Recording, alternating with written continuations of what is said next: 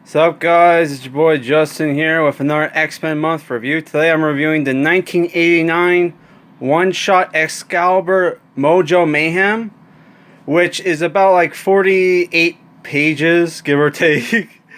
And yeah, this is a one-shot that's about the X-Babies, which I guess the original X-Babies were like the X-Men that were shrunk down to kids.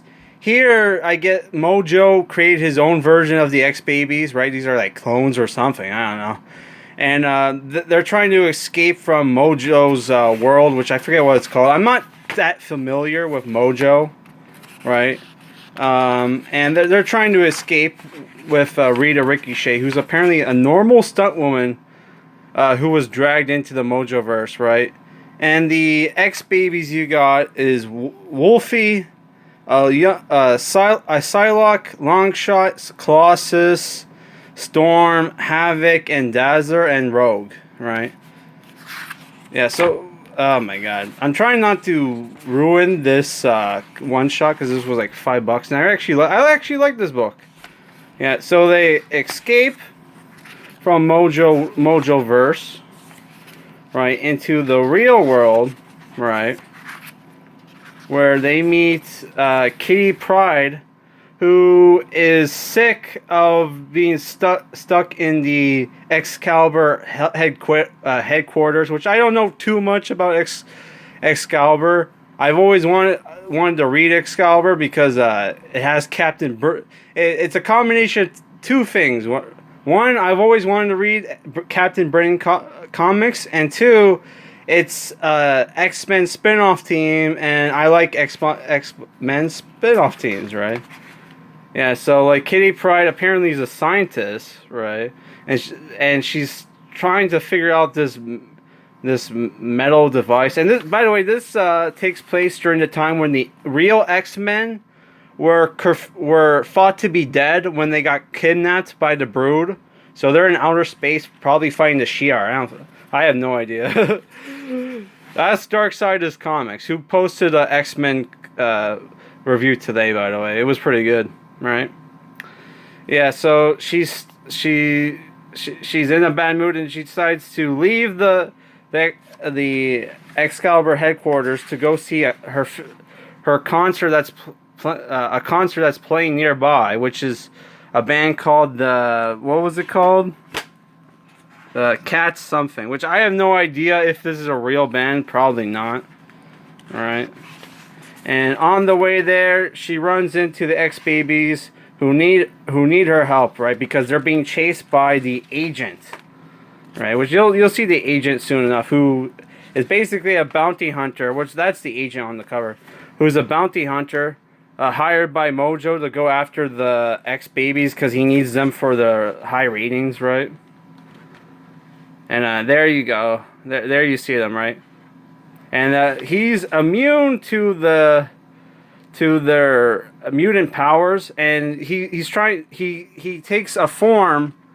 He's a master of disguise. He takes a form so he can trick the kids into signing contracts so he can absorb their powers and eventually take them to Mojo, right? So the whole book is basically a chase through England, with Kitty Pryde and the X-Babies. This is basically an action comedy book.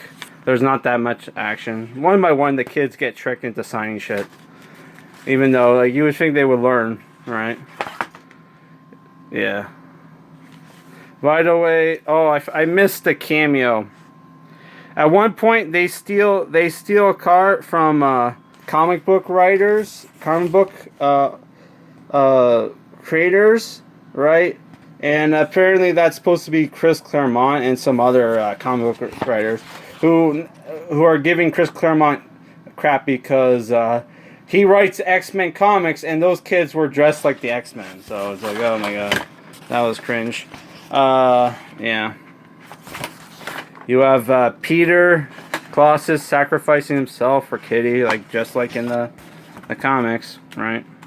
Which Wolverine is pretty funny in this book, right? He's kind of like a jerk asshole.